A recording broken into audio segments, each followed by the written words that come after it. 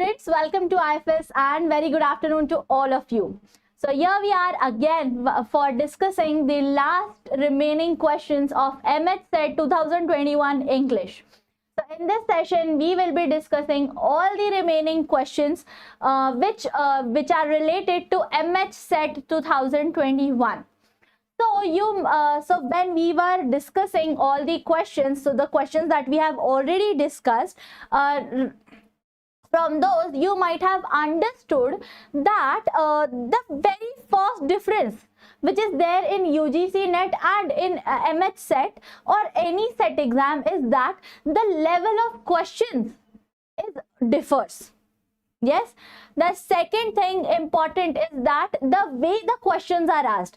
So if you have seen when we were discussing about the UGC NET question paper, that time you must have seen that the questions were not asked directly.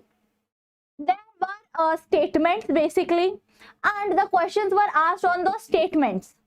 Or they might give you 5 to 6 options and they will ask which of these options are correct, which was quite confusing.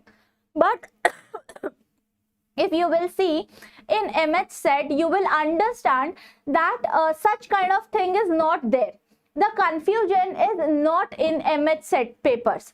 That is why all the set papers are very much easy. Okay, they are easier than the UGC NET, because obviously UGC NET is central exam and SET is limited to the state exam. Yes, so that is the basic difference that you should know about all these exams. Okay. Now, coming back to the questions, the type of questions that we studied were basically from the British literature, post-colonial literature, and very few questions were asked on American literature. So the basic type of questions or the topics from which the questions were asked is British literature, then post-colonial literature, then literary criticism and literary theory. Okay, and as I have already told you in all our previous lectures, that focus on the writers and their important works, because that is the key figure you should remember. Okay, so authors and their professions, or not their professions, their works basically. So authors and their works are the most important thing while you are learning for English literature. How you can improve, how you can remember all the writers, how you can remember all their works, I've already told you. Start making mind maps of them, start making flow charts of it. Okay, and try to remember it with that. Okay, so this is something you should remember. And now we will start with the question discussion. Okay, so the first question is in front of us. Yes, let me just acknowledge the comments which I have received. Hello Pratiksha, very good afternoon to you. Hello Rutuja, very good afternoon. Hello Pratik, good afternoon again. So yeah, so pay attention students to the question. So this question is related to the research methodology. Now if you will see that all the questions are asked in the chronological order of let's say when I told you about the syllabus.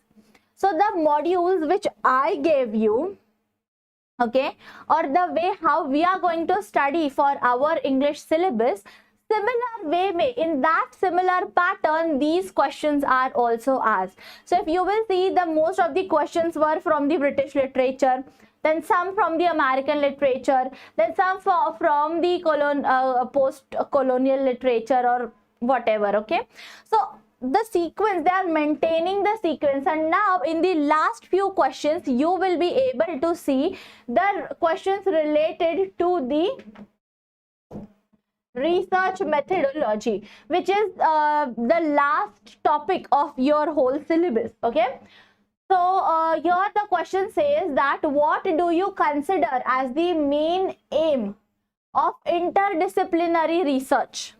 Now while we are doing interdisciplinary research, there is one basic goal that you should know. What is that goal? To oversimplify the problem of research? No need. To create a new trend in research methodology? No need. To bring out holistic approach to research? Definitely yes. And to reduce the emphasis of single subject in research domain. Why? You can do research in all aspects, right? So that is why it is very much important to bring out holistic approach to research. That is the basic thing that you have to remember whenever you are researching, whenever your research is interdisciplinary. Okay, so here we have some comments. We have comment from Rushi has said D. No, Rushi, sorry. Disha has said A. No, Disha, your answer is wrong. Pratiksha also said A. Pratik said C. Pratik, your answer is absolutely Pratiksha. Oh, sorry. Yes, Pratiksha, your answer is also right. Pratik, your answer is also right. Students, I have seen that most of the students has given me the wrong answer. Does it matter right now if you have given me the wrong answer? No, right? Am I going to judge you on the basis that you have given me the wrong answer? No, right? I'm not going to judge you. Why? Because in this session, we all are here to learn. You all are here to learn. And it is my duty to teach you all. Okay? So you all have tried. That's a very good thing. I'm very impressed. I'm very happy to see that you all are at least trying. Because those who try definitely achieve their goals. That is why you should always remember that you should not stop trying. It's okay even if it goes wrong. We all are humans. We are allowed to make mistakes. Yes, but don't stop because you are wrong here. So it's okay even if the answer goes wrong, but now when you are making your notes, just correct it that yes, what is the aim of interdisciplinary research? It is to bring out holistic approach. Okay, so write it down there. So while you are revising the questions, while you are revising the topic, you will understand this. And if any questions comes related to this topic, then that time the answer will not go wrong. Okay. Now, let's look at the next question. What is our next question? Who among the following is not a representative poet of Victorian age? Who is not the poet of Victorian age? We have seen about the Victorian ages, right? So in that we have seen that Robert Browning is the writer of Victorian age. Alfred Tennyson is also writer of Victorian age, and Elizabeth Barrett Browning is also the Victorian age, because as you all know that Robert Browning and Elizabeth Barrett Browning are brother and sisters. Yes, so they both belong to the same age, and they both belong and also Alfred Tennyson belongs to their age. Means which age? Victorian age. Who is outside the Victorian age? W.B. Yeats is not from the Victorian age. Then from where you will see W.B. Yeats? He is from the 20th century. Means you can consider modern age or postmodern age.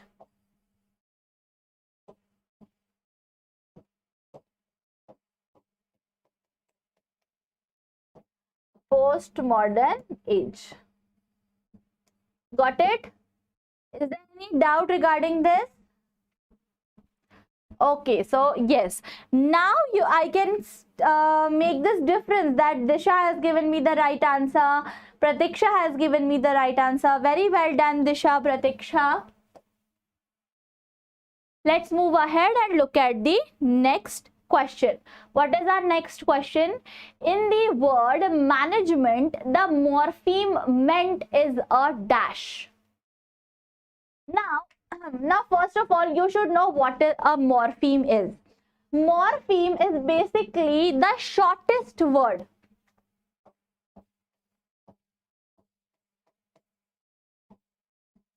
Which cannot be divided further.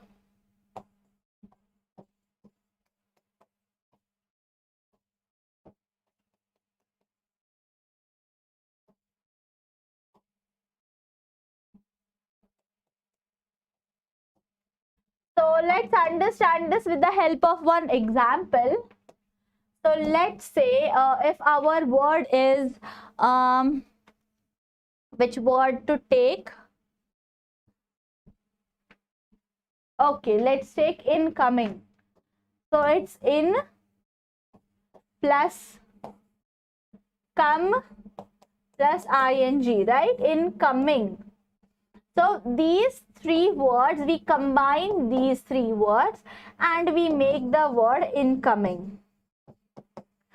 So this is our word, right? And these are the morphemes.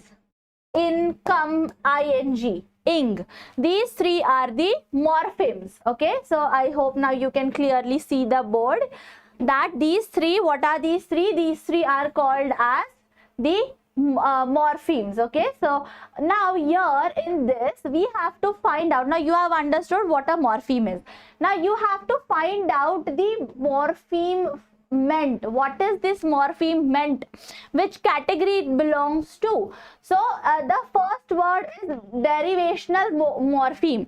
Now what is a derivational morpheme? It is a affix.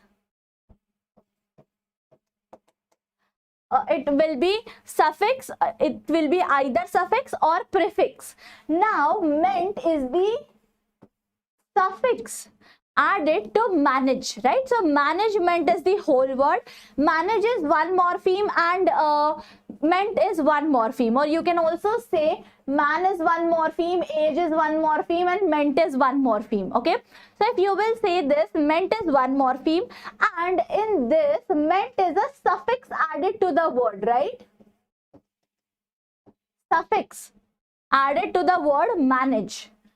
That is why, and that is called, so this also tells us about the affix.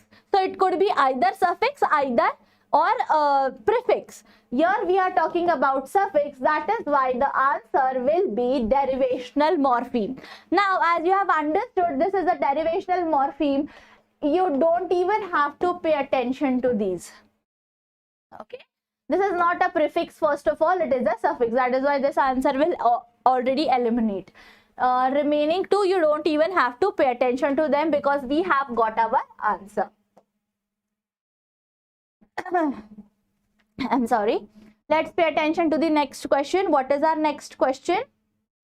Who translated Waiting for Godot into English? Who can tell me? First of all, you should know who is the actual writer of the Waiting for Godot. Now, who is the actual writer? Who can tell me who is the actual writer of Waiting for Godot? It is Samuel Beckett. Samuel Beckett is the actual writer of Waiting for Godot. Now, Waiting for Godot is written in French. It is originally written in French, but Samuel Beckett also translated it into English. So he is the one who wrote it in French, and he is the one who wrote that text also in English. Okay. Let's look at the next question. So who among the following did write a novel on the 1914 to 1918 World War? So there was a World War happened. Which of these writers, from all these writers, who did not write about this World War? Who was the one? T.F. Powys.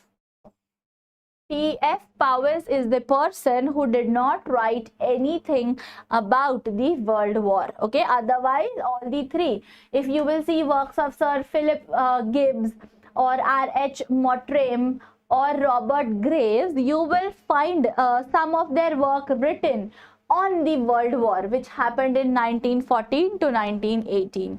But you will not find any single work of T.F. Powys written on that World War. Okay. Let's look at the next question. What is our next question? So John Bushan's The 39 Steps is and what?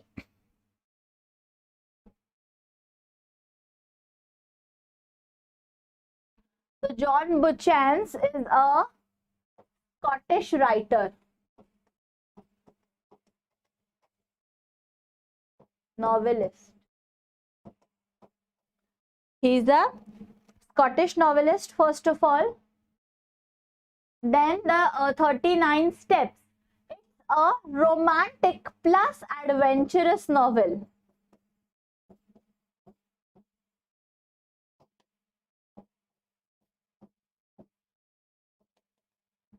It is also very interesting. So you can read this novel, the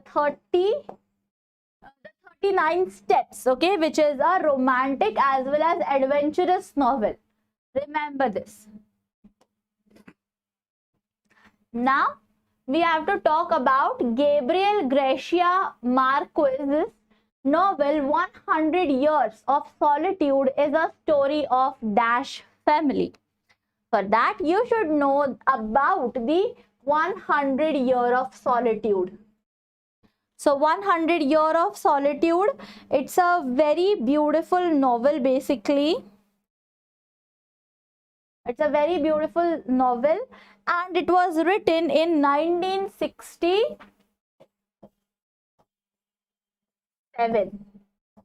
It was written in 1967 and the whole novel is based on the family of Buendia. Okay, so I don't know how to pronounce it, but yeah, this is the correct spelling and the correct word, which has to be correct. Let's pay attention to the next question. Who is the hero of R.K. Narayan's The Financial Expert? The novel written by R.K. Narayan, it's a Indian novel, first of all. The Financial Expert is an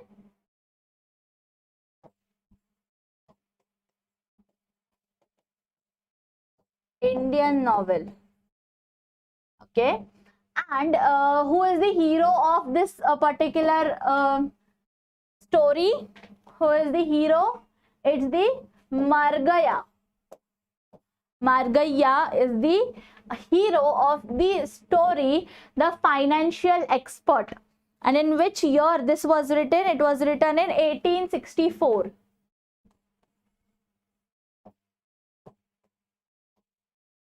Remember this.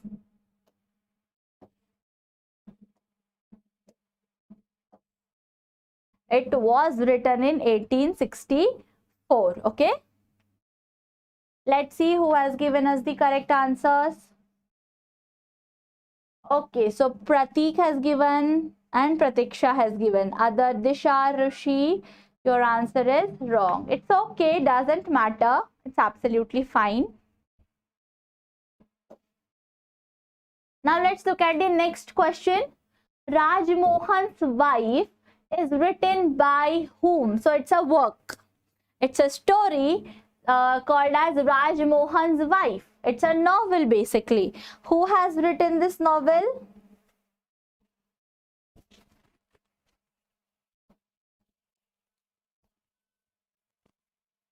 Who has written this novel? I'm extremely sorry for this. Wait. This was not written in 1864, okay? This was an Indian novel, but yeah, it was not written in 1864. But Raj Mohan's Wife was written in 1864.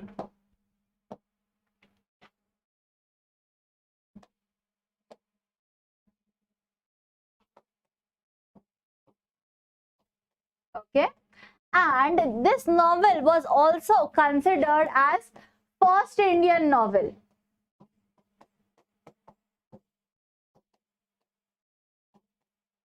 Which is very famous. So you should at least know the name of the author of this novel. Who is the author? Who is the writer? Bankim Chandra Chatterjee. Okay. So it's written by Bengali author Bankim Chandra Chatterjee. And what is written by Bankim Chandra Chatterjee? Raj Mohan's Wife. Clear to everyone? Are you all clear? Okay, let's continue. Let's look at the next question. What our next question says? The study of the structure of words is called what? The study of. So as we studied for the morpheme, morpheme is also a part of the study of morphology. Yes, and what is a morphology? Morphology is the study of structure of words, how a word is structured. Yes, so for example, when we discussed incoming, so in is one word, come is one word, ing is one word. So this incoming word is then again divided into three parts: income, ing, right? So that is what is everything is studied in the morphology. So that is the study of structure of words. So we study how the word is written, how it is understood, everything we study in the morphology part, which is a very important part of linguistics.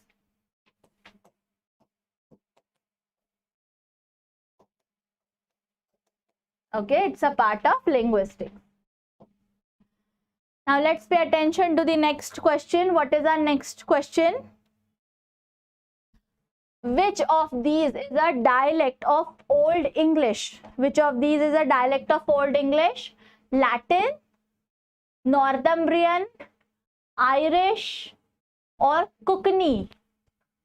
It's a dialect of Old English they are asking us. Okay, so the dialect of Old English is Northumbrian. Okay, Northumbrian is the dialect of Old English. Let's move ahead and look at the next question. What our next question says? Wordsworth writes, humble and rustic life was chosen because in that condition the essential passions of the heart dash. So basically these are the writings in the in the lyrical ballad, you will find it, or basically it was in the preface to the lyrical ballad, sorry.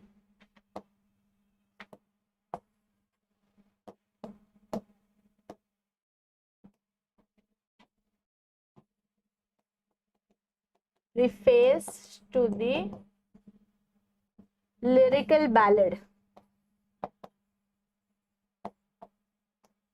So this is a very famous essay written by Wordsworth, which talks about the humble and rustic life. Okay, and the complete sentence is this. So humble and rustic life was chosen because in that condition the essential passions of the heart find a better soil. Okay, so this is the correct answer for this, and so for that you should know about the Wordsworth essay.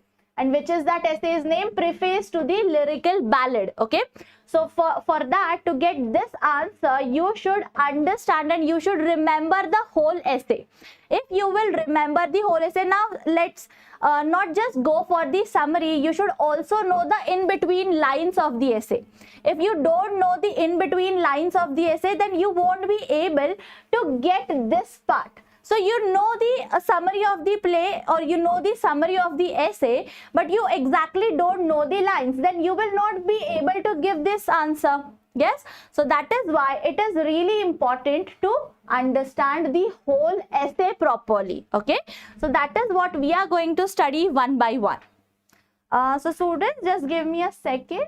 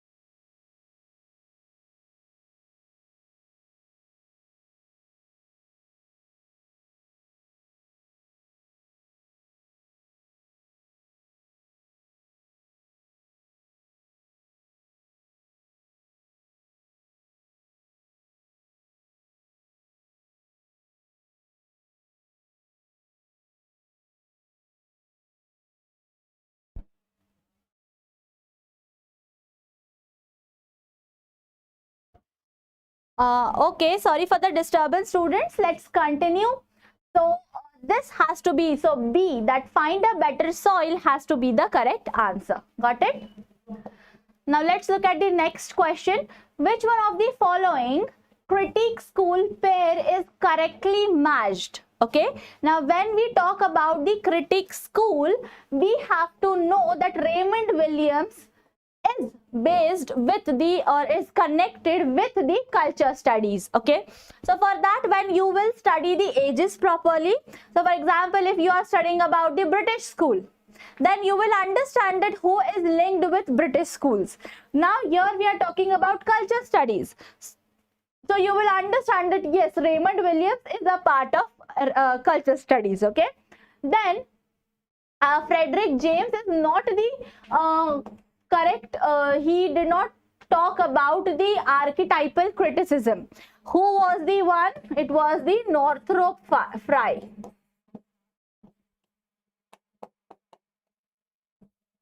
Okay, Northrop Frye talked about the archetypal criticism. Similar goes with the historical criticism and Marxist criticism. I.A. Richards and Alan Tate are not the ones. Okay, so which is the correct answer? It is option number 1, that is Raymond Williams. Got it? Are you clear with the answer?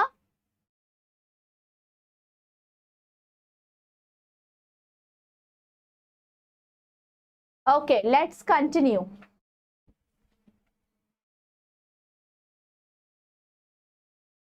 So what is our next question? What does the term Baroque mean in the context of literature? What's the meaning of Baroque? So Baroque is a grand and highly decorated style. Okay, so in which the highly, so for example, if you have seen the movies of, let's say, Karan Johar. So in the Karan Johar's movie, everything is exaggerated. Everything is shown big and grand, right? Similarly, when the literature, any work of literature is written in such a grand and highly decorated manner, it is said to be as Baroque. Okay, so let's say, let's take one more example of, let's say, Rohit Shetty's movie. So if you have seen Rohit Shetty's any of the movie, you will see that the fights and the cars are so grand, and the entries are grand. The fight is so decorated one, right? So the highly decorated. So that is the example of Baroque. So connect it with the literature as well. So you don't have to go for the movies, but you have to check such works which are there in the literature. Okay, let's look at the next question now. What is our next question?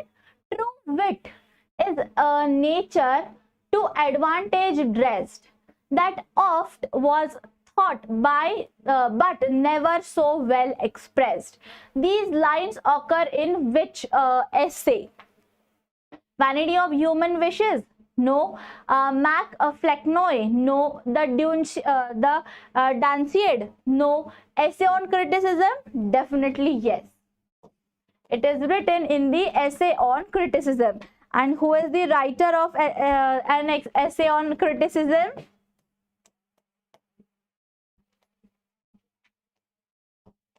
Alexander Pope. Alexander Pope writes an essay on criticism, and in that he says, true wit is nature to advantage dressed, what oft was thought but never so well expressed. Okay, so this is written by Alexander Pope. And what is the name of the essay? An essay on criticism. Let's pay attention to the next question. We look before and after and pine for what is not. Our sincerest laughter with some pain of fraught. Our sweetest songs are those that tell the saddest thought. So which of the following poets composed the above lines? Who composed these above lines? These lines are composed by P.B. Shelley. And in which writing of his he has composed these lines, that you have to find it out. Okay, it's the P.B. Shelley's writing. Now we will have one poem here. We have this poem, and we have asked few questions based on these poems, and we have to answer all those questions. Let's see what are these questions. Sorry. So do not read this first. Always go for the question first. So when can a person be truly contented? When can a person be truly contented? When he obtains what he did not even dream of, when all his enemies are destroyed, when he obtains what he cherishes, or when he lives among his kins. So for that, now we are going to read this whole poem. So, O Lord of the universe, grant me these wishes. Let wickedness of the wicked cease. Let the desire to do good in them increase. Let all the living beings come together as the best friends. Let the darkness of the sin recede, and let the whole world behold the sun of one's own dharma arise. Let all living beings obtain whatever they truly cherish. Let every person on this planet be truly contented. Let everyone in these three worlds be complete, and let everyone eternally worship the primeval man. Okay, so these are the lines, and here they have asked, when can a person be truly contented? When he lives among his kins. This is what we understand with the help of the poem. Okay. Now let's pay attention to the next question. How can the wickedness of the wicked cease? How it will be seized? When the wicked themselves develop the desire to do good, right? Who are the wicked people? Who are bad. Yes, wicked people are the ones who are very bad. So how they are going to change, how their wickedness will go away? Only when they will think of good, when they will start doing something good. Okay, when they will develop the desire to do good, that's how they can cease their wickedness. This is the next question, and this is the second last question of the whole paper. So this prayer spreads the message of what? The well-being of only a few, the well-being of everyone in this world, the wickedness never getting away peace, or the good being rewarded and the bad punished. No, the whole poem talks about the well-being of the everyone in this world. So if you will read the poem,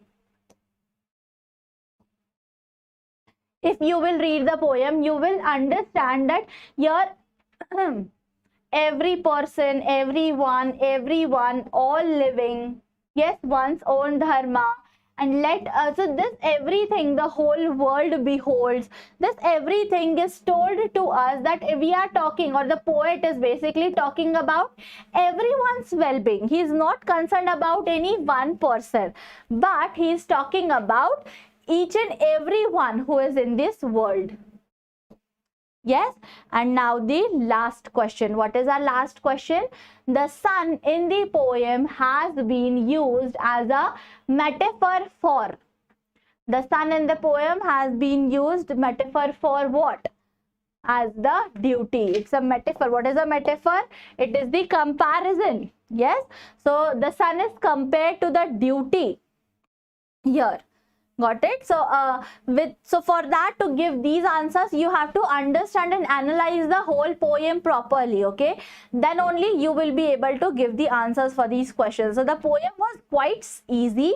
I don't think so there was anything much that was difficult, or which you have not understood from the poem. Okay, this was it. These were the all questions based on the syllabus which you had for your English literature.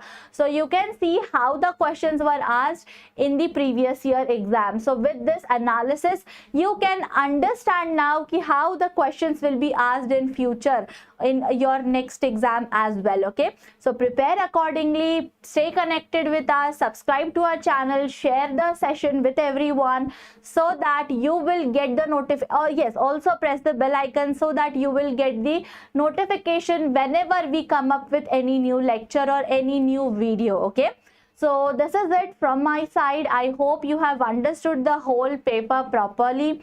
What are the important topics, which are the focus topics, how the questions are asked, how you have to find the answer, what are the correct answers, and everything related to English paper. Okay, so that is it from my side, and I wish you all the best and happy learning.